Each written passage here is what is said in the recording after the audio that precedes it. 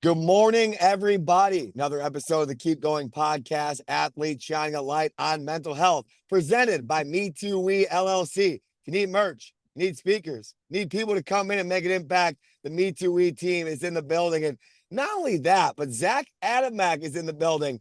And Zack, before I give you my little intro spiel here, man, talk to me about that backdrop. What a legendary backdrop we got going on Zoom this morning. Go ahead. I was so used to having all the different work backgrounds, and I was like, you know what, let's just do a nice little change of pace, nice little coffee talk for everybody. So I found this one online, thought it was the perfect one for the setting. Well, I'm pretty selfish. I'll make it about your background to start. Tell me your favorite book and why. That is tough. Not too much of a reader, more of an audiobook, was never the best student per se. But if I had to pick a book, oh my. That's a tough one. It's gonna sound weird, but I'm telling you, it was the best one as a kid. It was called "I Love You, Stinky Face," and like as a All right, kid, hit me. Let's go. I Let's go. hated reading, but that one, like, I just vividly remember. If I read a book 100 times, it was probably that one. I love it, man. And Zach, just to tell the audience a little bit about you, obviously played the NAC, which we're NAC buddies, went to CUC, obviously, goalkeeper there. Obviously, soccer, a big part of your life. Now you work at NCSA on the member support side. Obviously, done a great job. Zach, how long you been at NCSA now?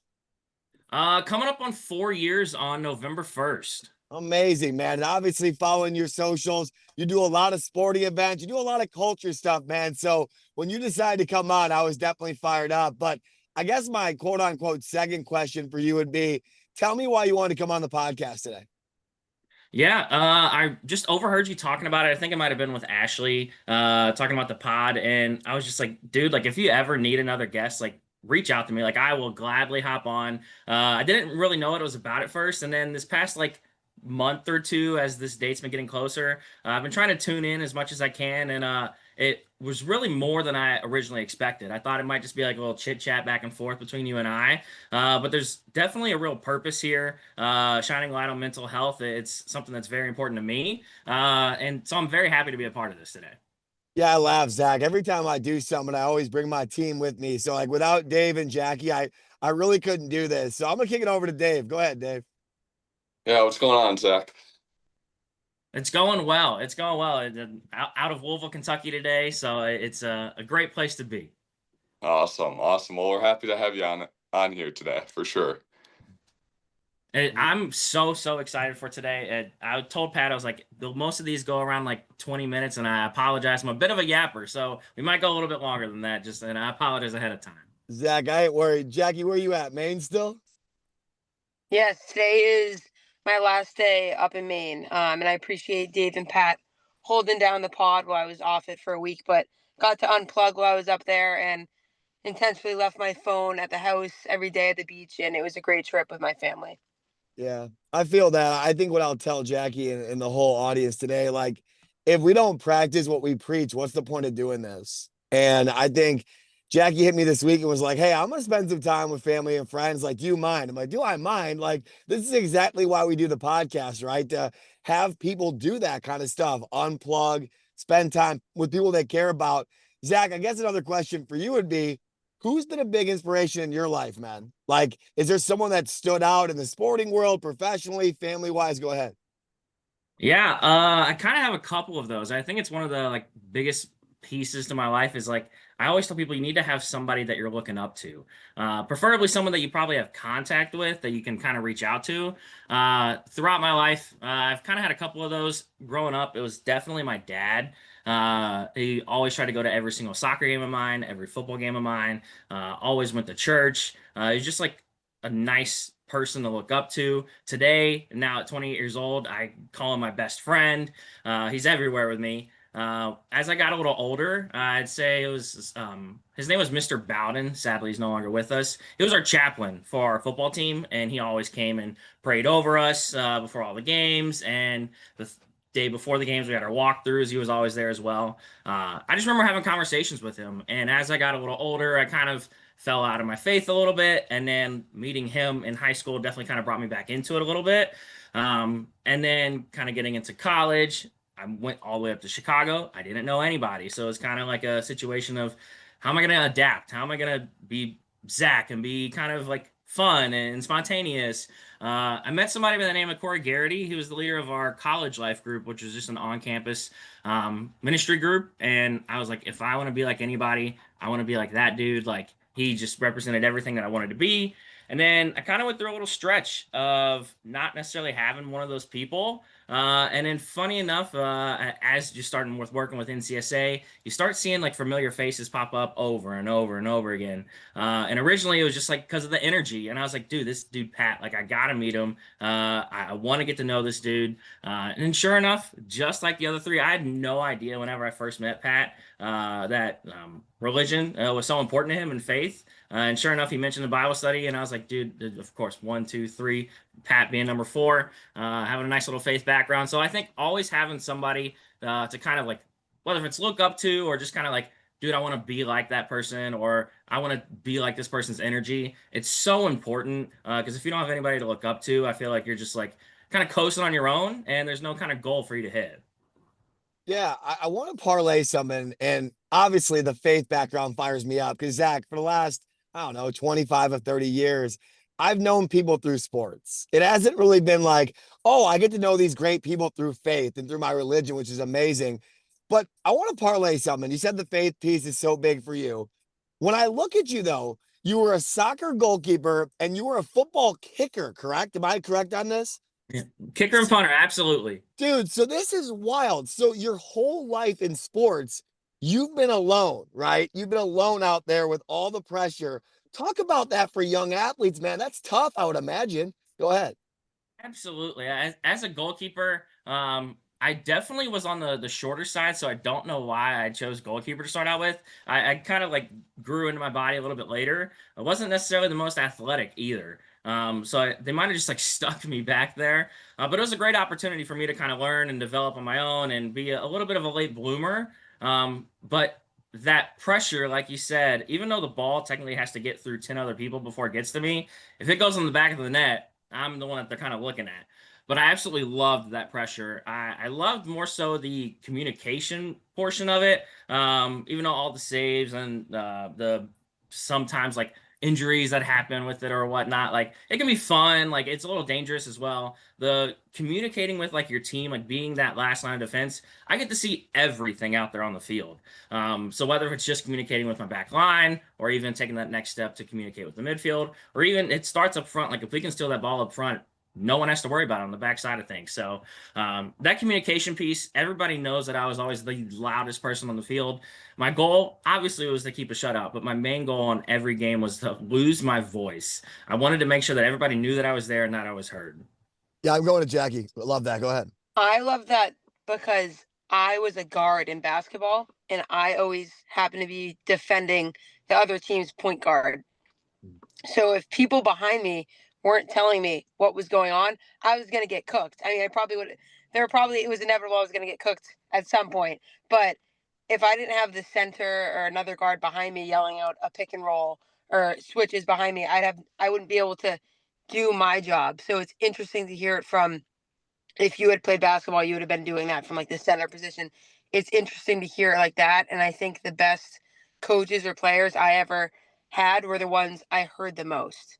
And I think that that definitely translates well into life and into career and just relationships in general. As anybody I look up to or played with that was good at what they did definitely over communicated, which I think I'm glad you touched on it today because I think younger people are losing sight of that because it's a scary thing to be a big communicator, but I like that you touched on it today because it's so important and it's getting lost in translation a little bit. Yeah. I absolutely agree. If Jackie doesn't come off a mute there, I was throwing her off mute because I literally, the first thing I thought of was like the point guard mantra, right? That last line of defense. What do you got, Dave? Yeah, I think that's extremely important, not only in sports, but communicating like in real life, about how you feel, about your mental health, reaching out. Communication is a huge skill and it's an uncomfortable skill to have. But for anyone listening today, maybe that's younger, maybe a little bit shy or introverted, um, I would suggest communicating by asking questions. Just ask questions to people. Yeah, I love that. And Dave, I'm gonna be honest with you, man. When I first met you, dude, you didn't say much. No. Like, you didn't say anything really. And now you come on here every week and you give knowledge to thousands of people. That says a lot about you, D Mitch. I appreciate you, man. All right, Well, Zach, let's get back to you, man. So obviously you go play in the NAC, which I'm selfish, but I think it's the best D3 conference for good people in the country. Talk about your journey at CUC. Talk about your college career, what you learned there, man. Yeah, absolutely. So as I mentioned, I went to Chicago and didn't know a soul. It was a big change of pace for me. Kentucky, it's very laid back, and in Chicago, it's go, go, go, go, go. So I kind of had to adapt pretty quickly. And right off the bat, I was a little bit shyer until I got out on the field. But within like day 2 or 3 of training camp my freshman year, the nickname of Kentucky came about. I was the only person, Concordia is kind of a smaller school, the only person at the time really from Kentucky. So it stuck. It was funny first day of professors like in class, they're like going through like the list. Do you like to be called anything? And with my last name being Adamec, I'm the first one on the sheet. And so whenever they say Zachary Adamec, do you like to be called anything? And I raised my hand as this little freshman saying, yeah, please call me Kentucky. The professor was like, okay, like this is the jokester of the class. When really like it felt like me. It was perfect. And getting that nickname, it kind of like helped me gain more confidence, really. It felt like I was involved and it just like kind of felt known at that point. But freshman year, I didn't necessarily play too much because there was a senior over top of me. I played in a couple of games here and there. Sophomore year is whenever it really kind of kicked off for me. I ended up doing pretty well in a lot of games. The final game of my sophomore year was actually my career high. We were at Concordia, Wisconsin, and I ended up having 18 saves that game, which is kind of unheard of. Concordia, Wisconsin was definitely one of the best teams in our conference, and at that time we really weren't. So it was just kind of nice even going back to seeing those highlights on Huddle. But that's kind of where I hit a roadblock. Going into my junior year, our 3rd game of preseason, we were just, I think we were hosting Triton College, the community college. And during warmups, actually, I tore my labrum in my left shoulder. It put me out for the whole season. Didn't necessarily know at the time if it was like that bad or not. I'd always dislocated my left shoulder like time and time again. But once time number 6, time number 7 happens, it kind of damages it a little bit more. So my junior year was kind of cut from there. And senior year, with how late it took to get the surgery and everything, I really hadn't touched a ball, dove, really done anything until training camp. So I came in a little bit rusty. Didn't necessarily start out my senior year too hot, but then kind of picked it up from there on out. But that's kind of like my college journey whenever it comes to sport. I still always go back to that Concordia, Wisconsin game. It's kind of like the best moment of my like 20-ish year soccer career. Yeah. And like a lot of other guests on the podcast, I don't know. There's always some physical injury that comes with a career. When you're playing high level basketball, baseball, soccer, whatever it may be, there's going to be an injury tied to it. I want to talk about the mental side. Like when you were hurt, what did you do during that time to get through it? Yeah, originally I just thought it was another like dislocation, and like for me, like sometimes it would even happen just like reaching up for something. I'm like, oh, that kind of hurt, and it'd just be kind of like a 2-3 day, like, hey coach, like I'm gonna not practice today. So I didn't know the extent of it, and then like they were like, oh, like maybe we should probably get this checked out because I was from Kentucky. There was like weird things with like insurances, like taking too long for this and that. So I kind of felt fine after like 2 weeks. Like it felt back to normal. I'm still practicing, like still doing the day to day. At that point, maybe 2 days later, the MRI comes in, and they're like, dude, like your rotator cuff, like labrum, like they said, imagine it like a clock. And then from 12 o'clock all the way to 9 was like gone. Like I only had 9 to 12 still left, like hanging on by a thread. And they're like, dude, this is serious. Like you need to like hold it and get the surgery and everything. So it was definitely a little scary. I got the surgery on Halloween, which definitely didn't make it even more easy for me. I was terrified. I remember my dad came up to Chicago, and on the ride there, I was like passing out in the car because I was so nervous, so scared. He doesn't like needles, so it's kind of a mess. Uh, but it ended up going well. The surgery, thank goodness I'm fine today. But the mental aspect of it itself, it was definitely hard, especially coming off of what was a very good sophomore year. Like I thought this was going to be my year. I was ready to go. And I just kind of couldn't be out there with the team. I ended up trying to adapt and everything. I'm in this sling and just try to be that vocal piece from the sideline. Now, I didn't want to overtake our other goalkeepers just in terms of voice because they're very important. But even just like in practice or just trying to still be the first one there. That was always my thing. It was mainly just because I wanted to make sure that I could put out everybody's laundry just because it was super weird. But just trying to be the first one there and just trying to keep up with everything as normal as I could. Yeah, I talk about with Jackie. I know she's coming off mute. Me and her are on the same vibe today. She's gonna talk about the injury. Go ahead. I think too that the most important thing, I was gonna ask the question of, did you still cheer for your teammates really loud when you were injured? But I had a feeling I knew the answer, and then you gave me the answer, and I was right. I think when you get injured, your role on the team and what your job. I'm from New England, so I'm all about do your job, but your job and your role on the team gets threatened because you go from being a starting player. You just come off this great career, this great season, excuse me, and now you go from I need to be on the field and help win these games to I need to be on the bench. But people don't realize that winning also comes from the bench in their role there. So I guess my question, I want to hear more about this aspect of it is, did you know right away, like this, my job stays the same, I'm just going to communicate? Was there a time in between where you kind of had to adjust to that? How did that go in your brain, like mentally for you? Yeah, it was I kind of felt like I was kind of playing a role with people. And then whenever I was by myself, it definitely hit a lot harder. Whenever I was with people, I'm always very bubbly. I'm outgoing. Like I'll chat anybody's ear off. So seeing the guys all the time definitely helped out. And whenever I was there with them, it was kind of like I was still perfectly fine, able to go. I'm still kicking the ball around. I probably shouldn't with the shoulder injury, but I wanted to make it still feel as normal as I can. And like you said, with kind of like losing your role at like the goalkeeper position or quarterback or starting pitcher or something like where there's so limited people that play, it's not like you really have a rotation where like, okay, I could still get in for a couple minutes here or there. Like if I get back, like whoever really has that job has the job pretty much for the entire season. So that was definitely a hard thing to deal with, but just being in the atmosphere, it still kind of felt like I was there and able to have that impact even with being on the bench. Zach, I appreciate it. Go ahead. Yeah, what I was gonna say is this. I think the vulnerability there is big. When you have an injury, you have two choices, right? You can be the victim. Why me? Why do we have to do this? The team can't do this. I've heard that one. The team can't do it without me, so why should I care? You chose to move on, man. You chose to not only move on as a communicator, but also carry your teammates, man. And I always laugh when you email me at NCSA because your title or your subject line is something along the lines of better person, better teammate, correct? That's something along those lines. Tell that quote. I want the crowd to hear it. Go ahead. Yeah. So in my signature, it always says, make sure to always be, it says, make sure to always be a great friend and an even better teammate. Amen, man. Go ahead. If you can just be somebody's friend and be there for them, like I feel like it can make wonders in somebody's life. I know it's made wonders in mine, but that last part, make sure to be an even better teammate.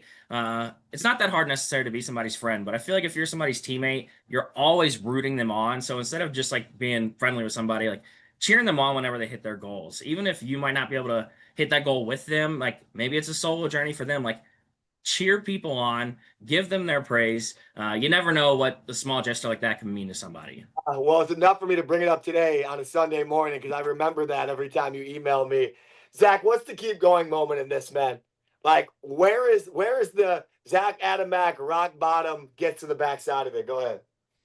So you might think it could be the injury. That's definitely a moment. I definitely say that there's like some other bigger moments that like kind of like put me down a little more.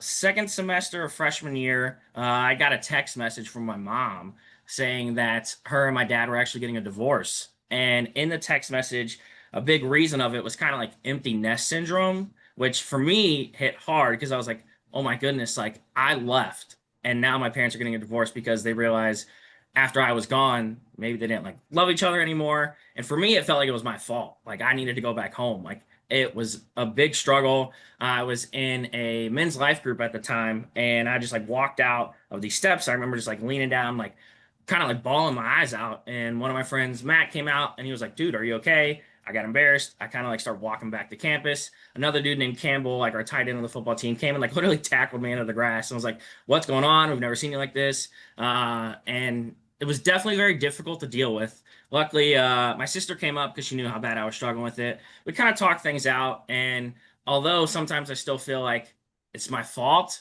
it's definitely not all that was kind of in play. Like there's a lot of other factors in there. So that was definitely a hard moment. Keep on the divorce track, weirdly enough. Right after college, I got married super young. Right after that, got divorced. So it was kind of nothing necessarily too bad with relationship. I won't talk bad about her or her family. Absolutely loved them. It's just we were both kind of super young. Financially, COVID was going on, and financially things just didn't work out for us, and that kind of put a strain on it. But that was tough because at that time I had been in college for 4 or 5 years. I'd been in Chicago for another 4 or 5 years. And now I'm coming home. And now I'm like, where do I fit in? Like all of my best friends from high school, they've grown up. Some are married, some have kids. 8 years have passed. And in my mind, I'm like, can I just hop back in right where I left off? And that was not the case. So I kind of had to figure out where I kind of fit in. Luckily, the fun going, planning game nights, like let's do this, let's do that, might have been missing a little bit, and that's like the role that I fit in life is to play and get-togethers. So I was able to kind of get in. I try to say like the three things that kind of help somebody like in life. One is to have those people that you look up to that I mentioned earlier. Two, have a support system of friends. Like people think that people are always out there to get you. I'm telling you, they are not. Like they definitely still love you, even though they might be rooting for themselves at times. Like no one really wants to see you down that bad. Like if you're don't have any friends, reach out to people that you were friends with in high school. They would love to catch up. And then the third thing is whether if it's like in my case, being really religious, or whether if it's meditating, or whether if it's just like working on like breathtaking or anything like that. Every little thing that you do, it kind of like it feels like you have like 100 pounds of weight on you. And every time that you meditate, it kind of takes away a pound. And that first time you're like, man, like I don't know if that really worked. But then the second day that you go at it, whether if it's religion, now you're taking off that second pound, and then you take off the third pound, and eventually 50 days later, you feel like it's the weight's lifted, and all the worries that you have, you can be happy and going. Like I feel like I don't necessarily worry about too much in life because of that. Kind of think of it as like a USB drive, like all the weight, all the worries, like every day you're thinking about it, whether if it's a conversation that you're worrying about for yourself, what should I do? I'm thinking negatively about myself. The meditation, the breath work, the religion, diving into your Bible. It's like a USB going into your head. You take it out and you're free of all of it. And if you can just kind of like think like that, you're going to be able to be so happy and joyful of life. You're not here for too long. And so I'm just trying to enjoy every little second of it, no matter what kind of brings me down. Yeah, I thought for a second there, Jackie and Dave, that John Gordon's team was with us because I've never heard it described like that. I've always heard the 1% better. It's 1% better. I've never heard the take 1 pound off. What a great way to like check boxes and do it with authenticity and intent. Jackie, I'll go to you and then we'll go to Dave Mitchell's mailbag. Go ahead. I like that you mentioned nobody's against you. That was always something I struggled with when I was growing up and dealing with anxiety, going through some stuff. I always felt so isolated, and I always felt that people were against me or out to get me, and they weren't. And the best thing for me was just to pick up the phone and call somebody. Even like you said, people might be focused on themselves. I used to maybe not hear from a certain friend for a while, but if I picked up the phone and called them, like they were also dealing with stuff too. And they were, no one's ever, I've never called somebody on the phone and they haven't been so happy to hear from me and been like, thank you for doing that, you know? Mhm. And Yeah. that was, I don't even remember where I heard it, but I just heard the term like the worst thing you can do is isolate yourself. So even for me getting up and going to the gym and making small talk with the woman up front or talking to somebody in the sauna, and you go and you do these things, you continue to put yourself out there, and it doesn't have to be loud, but you continue to put yourself out there and do your best to communicate even on the tough days. And it's a constant reminder that no one's out to get you. Like everybody at the end of the day is one, worried about themselves, but two, like anybody you know, think of they want the best for everybody around them also. I like that you touched on that. Thank you. Amen. I love that. Dave, I'm going to you, man. David Mitchell's mailbag. Fire me up, Dave. Let's go. All right, I got a new one. Maybe not a new one. I'm not sure, but I got a question for you. What's one habit that everyone should do every day? I think set up some time in the morning for yourself, whether if it's just 5 minutes, 10 minutes, 15 minutes. And one, just try to plan out your day because you're going to feel a lot more at ease of the day. But two, just be so thankful and so happy. Sometimes, if you really need to, try to force yourself to laugh or force yourself to smile. What'll happen in those moments is eventually you're like, oh my goodness, what am I doing? And you kind of start to just genuinely laugh because you're trying to make yourself laugh. And anything like that, it can just brighten your day. And if you start your day off good, you're just going to keep those vibes and that high energy all the way throughout your day. I love that. I love that piece. Being grateful for what you do have and not always comparing to what other people have can really get you grounded and really start the day off right. I like that. My second question is, if someone's going through a hard time or, maybe feeling down, what advice would you give them to do? Yeah. Sort of going back to like those three things, try to at least, if you can touch on all of them, I'm telling you, it'll work. Have somebody that you look up to, but somebody that is like reachable, that you can like not necessarily guide your life off of them, but take very important aspects of your life from them. If you have a goal, you have something to work towards. Two, please try to surround yourself with friends. Like I said, no one is really out there to get you. Reach out to people. A support system is so important, even outside of family, like friends to go do things with. And the third thing is, like I said, trying to do some sort of meditation, or maybe it's going to the gym, or maybe it's diving into the Bible a little bit. It'll take some of that weight off of you. You will feel free. And if you can do a combination of all of those, there's the worst day that could ever happen to you will still feel like you'll still feel like you're able to do something that day. Mm, I love that. And my last question is, what's the best advice you've heard and from who? Ooh. I'm gonna say it's from my dad. So whenever I first went to Concordia, Chicago, I didn't know anybody at the time, and I ran into a lot of I called it weird people. It was the first time I had seen webbed toes before. It was the first time I'd been just on a dorm room with all these like guys, and like some of them I related to, some of them I didn't. And at the time, I really wasn't on the soccer team, and I called my dad like the first 2 weeks every single day. I was like, dude, like people up here are weird. Like Chicago's different. Like it's exciting, but weird. Watch And I'll yourself never here. Watch yourself here. I'll never forget the line he said. He said, dude, be yourself and just go be weird with them. And that line of like, go be weird with somebody, like it was just like, you know what? Heck it. I'm just gonna drop my guard down. I don't care where anybody's at in life. You can be more popular than me. You can be less popular than me. You can be more athletic than me. You can be less athletic. You can be more into faith. Literally any aspect of life. Go be weird with them, and whatever their weird is, try to relate to it. You're gonna make friends off of it, and just be as weird as you can. Zack Adamec, my man. This is this has been some of the day where I look back knowing you now. And the word, once again, and I've said it before, 140 episodes in, is growth, man. You talk about a divorced family, you talk about a divorce relationship with yourself. To look at you now and how you handle your business, like what an inspiration from getting to quote unquote rock bottom and now giving advice to other people and being such a light in people's lives. Because honestly, we talk about our faith background, we talk about sports. I make all those comparisons to me and you. What really stands out about you, Zack, is the person that you are and what you mean to other people. And when you're not in those rooms, brother, I've been in those Zooms, I've been in those in-person meetups. People talk about you, man. It's always positive. So, Zack, it's been amazing today. Go ahead, Jackie. I'll let you kind of wrap us with Dave. Thank you for coming on today. I mean, like you said, do 5, 10 minutes of something a day that helps. And this is sort of my thing that resets my week. And I learned a lot from you today. And you served as somebody that gave me a lot of good reminders going into the week. So I appreciate it. Great to meet you. And anybody from Pat's Network I know is going to be a great person to talk with. So keep being you, Zack. Go Will ahead, do. Dave. Well, thank you. Go ahead, Dave. So much wisdom today from you. I learned so much. I like the quote of, who do you look up to? Like you should be looking up to someone, get around those people, ask for help. That's one thing that stood out to me.